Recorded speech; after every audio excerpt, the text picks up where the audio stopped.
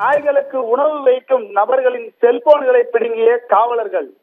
12 மணிக்கு கடற்கரைக்கு சுற்றினால் ஹரஸ்மெண்ட் தான் நடக்கத்தான் செய்யும். நாய்களுக்கு உணவளிக்க வந்தால் கைது செய்து காவல் நிலையத்திற்கு அழைத்து செல்வோம். திருவாரூர் கடற்கரையில் நிகழ்ந்த சம்பவம் குறித்தான வீடியோ காட்சிகள் தற்போது சமூக வலைதளங்களில் பரவி வருகிறது. சென்னை திருவான்மியூர் பகுதியை சேர்ந்த பெண்மணி ஒருவர் கடந்த 20 ஆண்டுகளாக இரவு நேரங்களில் சாலையில் சுற்றித் திரியும் வாயிலா ஜீவன்களுக்கு உணவு அளித்து வருகிறார். உச்ச நீதிமன்றம் தீர்ப்புக்கு பின் நள்ளிரவு 12 மணி அளவில் பொதுமக்களுக்கு தொந்தரவு அளிக்காத வகையில் பாதுகாப்பான இடத்தில் வைத்து உணவு வழங்கி வருவதாக கூறப்படுகிறது.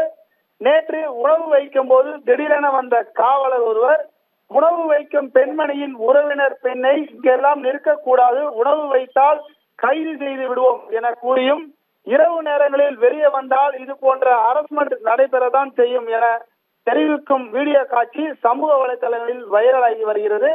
மேலும் நீங்கள் உணவு இங்கு வைப்பதால் தான் அதிக அளவில் கடற்கரை நாய்கள் அதிக அளவில் சுற்றித் திருவதாகவும் இனிமேல் இந்த பகுதிக்கு நீங்கள் வரக்கூடாது என காவலர்கள் எச்சரித்துள்ளனர். மேலும் தற்காப்புக்காக செல்போனை பிடுங்கி வைத்துக் கொண்டு 1 மணி நேரமாக செல்போன் தராமல் அலக்கழித்ததாகவும் அருகில் இருந்த நபர்களின் செல்போன்களையும் பறித்து கொண்டதாக தகவல் தெரிவிக்கின்றன.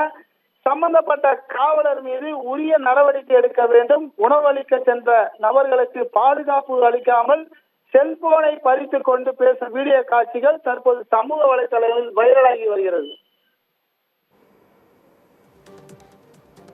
ஆபரேஷன் சர்ஜரி பண்ணாததுனால நாய் ஜாஸ்தியாச்சு. எல்லாரும் கொண்டு வந்து 10 நாயை கொண்டு பீச்ல விட்டுட்டு போனதுனால தான் நாய் ஜாஸ்தியாச்சு. பீச்ல வரவங்க எல்லாருமே சாப்பாடு வைப்பாங்க. பீச்ல வர எல்லாருமே சாப்பாடு வைப்பாங்க. நான் அவங்க சேஃப்டிக்காக தான் வந்தேன். இல்ல பெரியமா, ஹராஸ் பண்றது காமன் பீப்பிள்னு பார்த்தா போலீஸ்காரங்களே ஹராஸ் பண்றாங்க. என்ன அரெஸ்ட் வரக்கூடாதுன்னா அரெஸ்டா? ஆமா, நாங்க எப்படி வரக்கூடாது ஃபீட் பண்றவங்க துணைக்கு நான் வந்திருக்கேன். நீங்களே பாப்பற தான் பண்றீங்க. நீங்களே வந்துட்டு ஏன் சாப்பாடு வைக்கிறீங்க? 4 நாளுக்கு வேலை வரது 12 மணிக்கு தான் வர முடியும். அதுக்கு முன்னாடி ஆஃப் இருக்காங்க. நான் வருவேன் சார், சாப்பாடு வைக்க.